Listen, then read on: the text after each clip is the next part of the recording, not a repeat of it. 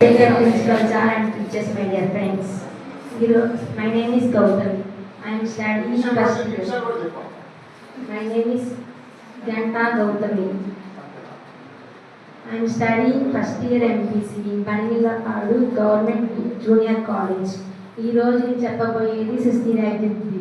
సుస్థిరాభివృద్ధి అంటే పూర్వంలో పూర్వీకులు ఎలాంటి కాలుష్యం చేయకుండా మనకి ఇచ్చినారు. అలాగే మనం కూడా ఎలాంటి కాలుష్యం చేయకుండా మన ఎదుగుదలని మనం వినియోగించుకొని రాబోయే ముందు తరాలకి మంచి సుస్థిరాభివృద్ధి ఇవ్వడమే సుస్థిరాభివృద్ధి.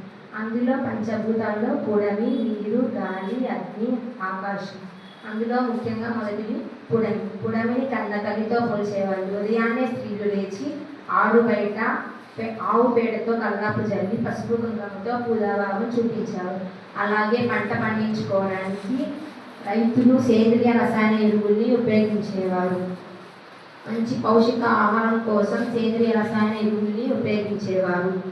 అలాగే జనాభా సంఖ్య ఎక్కువ ఉండడం వల్ల తక్కువ కాలంలో ఎక్కువ పంట రాబడేది.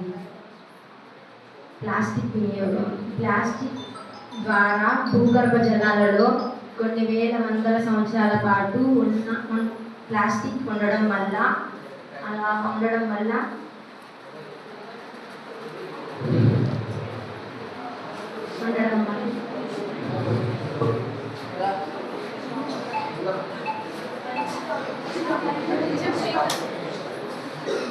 భూమి శక్తిని కోల్పోతుంది. అలా రాబోయే ముందు తరాలకి మంచి కాలుష్యం ఇవ్వడమే మన సుస్థిరాభివృద్ధి. రెండోది నీరు వలన భూమిపై ప్రతి ఒక్క జనాభాకి ముఖ్య ఉద్దేశం. నీరు లేనిది ఏ జీవరాశి బతకలేదు. మన పూర్వీకులు భాద్రపద మాసంలో వచ్చేటువంటి వర్షపు నీరు కోసం పరిశుభ్రంగా ఉంచడానికి వినాయక చవితి పండుగను జరుపుకునేవారు. అలాగే వినాయక చవితి పండుగ జరుపుకోవడానికి బంక మట్టి తెచ్చి బంక మట్టితో వినాయకుడిని తయారు చేసేవారు.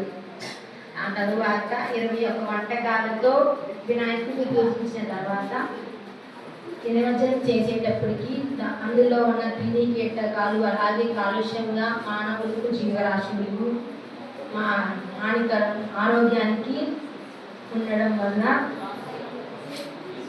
అవి నశించేవి. అవి మంచి నీరుగా మారేవి. రాబోయే ముందు తరాలకి మంచి నీరు ఇవ్వడమే సుస్థిరాభివృద్ధి. నీరు వల్ల వచ్చే వ్యాధులు కలరా, టైఫాయిడ్, పచ్చదమ్ములు లాంటి వ్యాధులు సంభవిస్తున్నాయి. రాబోయే ముందు తరాలకి మంచి నీరు ఇవ్వడమే మన సుస్థిరాభివృద్ధి. మూడవది గాలి. గాలి వలన పూర్వంలో ఎలాంటి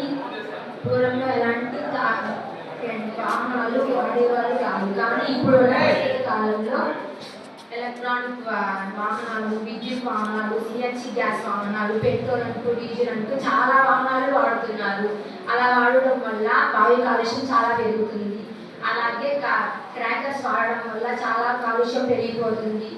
అలా వాడడం వల్ల అనారోగ్యానికి గురవుతున్నారు. ఊపిరితిత్తు సమస్యలు, గుండె సమస్యలు చాలా వరకు అందరికీ వస్తున్నాయి.